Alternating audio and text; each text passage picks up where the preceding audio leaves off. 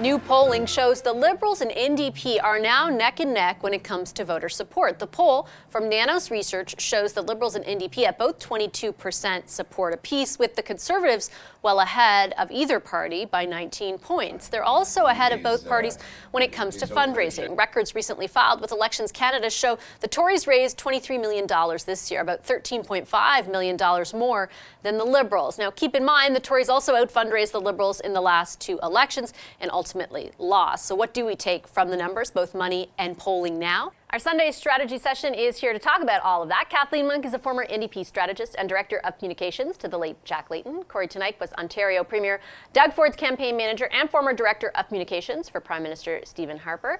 And Scott Reid was a former communications director to Prime Minister Paul Martin. Hi, everybody. Good to see you. Let's start off before we get to the fundraising on the poll. It's one poll, and it comes with all the caveats we've discussed multiple times, Kathleen, including the fact that an election isn't tomorrow, that it's just measuring a sentiment in a point of time. But pretty much everyone in every party that ever does talk to me was talking about this poll this week, and fact that it showed that the Liberals and NDP in a tie. What is your takeaway? Well, there's the tie, and there's a number of polls that are really showing them closing the gap, and it's that trend line that people are looking for. And so New Democrats should not get too giddy about this, is number one, and they really need to look at how they can actually try to capture those disgruntled Liberal voters. But certainly it's going to start the Liberals to start to sweat, right? And we're going to see, we've seen some announcements recently. They've changed up their branding and communications director.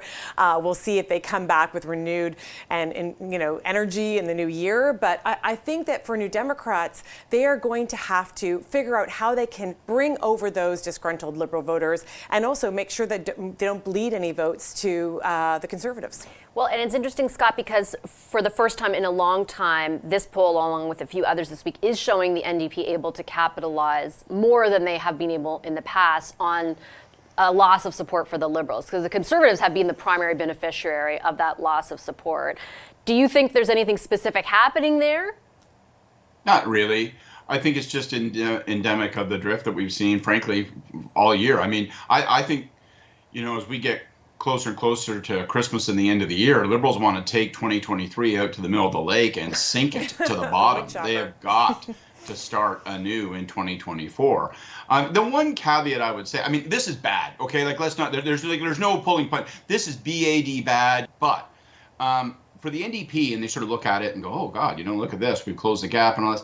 It's not like the NDP are barnstorming up in terms of popular vote. What's happening is the Liberals are leaking and leaking and leaking. And so, I think it's pretty simple. The Liberals have got to focus on what to do next. And that can't come from your gut. That can't go by listening to what MPs say they heard at the doors or by what, online fundraising appeals are telling you. You've got to do research, research, research. How do I get people to stop looking at the other guy? How do I get people start to admiring me? How do we get back? Because right now, this is a cluttered, confused agenda. Their message is not penetrating and their numbers are dropping. On Scott's point of kind of the objective being to take a harder look at the other guy, the opposition leader, in this case, Pierre Poilievre, and take a better look at the current, at the leader, I imagine it's challenging, regardless of your party stripe, this many years into your mandate, to present this like fresh, hopeful, hey, take another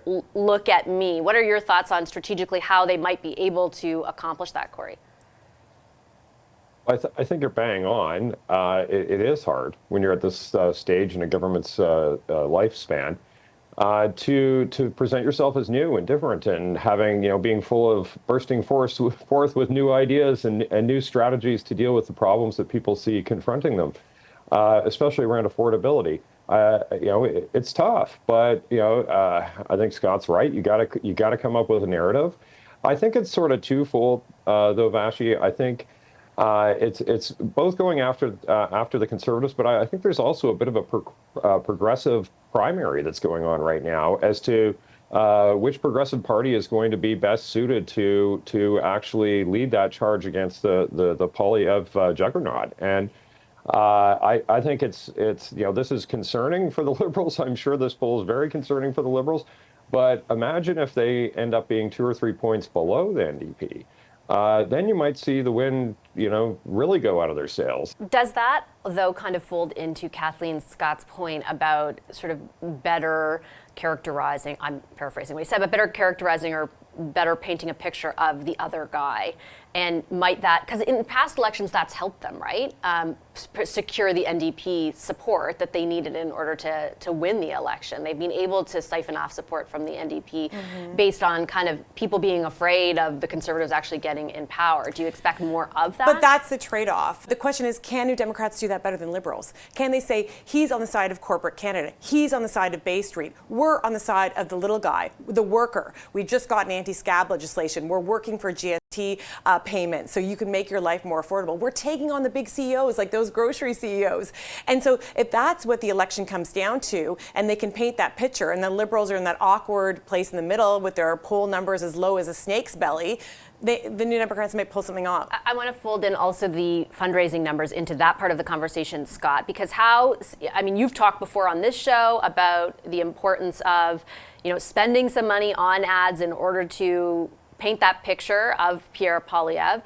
What we do know from those numbers is that the Liberals raised a lot less, more than $13 million less than the Conservatives in 2023 so far. How much will that inform what they are able to do? Well, it informs it significantly. So, two things. First of all, the real story of those fundraising numbers are that the Conservatives have more money than God, right? It's like Scrooge McDuck diving into gold coins, okay? So that's a terrifying prospect because you know that they're going to hammer you with paid media if you're the government. But, the other part is that you don't have as much money to work with. And what did I say earlier? Well, one, you got to actually persuade people that you are admirable, that you are worthy of voting for. And two, you've got to persuade people that Poilievre needs to be paused on. And in order to do that, you need research and you need advertising. And you need money to get both those things. So these fundraising numbers are quite concerning because they rob you of the ability to do what you need to do most to get out of this deep well you're trapped in. What about you, Corey? What do you think about that? Because I think part of the story with the Conservatives has been their massive ad bias, Scott alluded to it, in order to kind of fill the vacuum around who the leader was, to try and shape his image. We all know by now the glasses came off, the family was in the ads. Do the Liberals need to spend a lot of money in order to counter that image? I think they do. I think that the old adage of you have to spend money to make money is kind of true in politics as well. They haven't been showing signs of life. And, it's a competitive business. The Conservatives have been out doing ads. You talked about Poilievre's image redo. That's clearly driven by research. So they're doing that side of things too. And ads are working, which is a sign that the research, was on mark. So, if they're not going to be out advertising and the NDP are doing better, you can really get on the bad side of a trend line here, where once again you lose that progressive primary, and all of a sudden you're not going to get that 2 or 3 points on election day that you're used to getting from having the NDP collapse. That could go the other way. Okay, I got to leave it there. Sorry, Kathleen Monk, Scott Reed, and Corey Teneycke. Appreciate it. Thank you so much. When we come back, the federal environment minister heads to Dubai for COP28 with plans to announce the highly anticipated oil and gas emissions cap. How critical will that be for the Liberals' climate plan, and what might the pushback look like? The Scrum with Robert Fife, Judy Trin, and Rob Benzie is up next. Stay right there.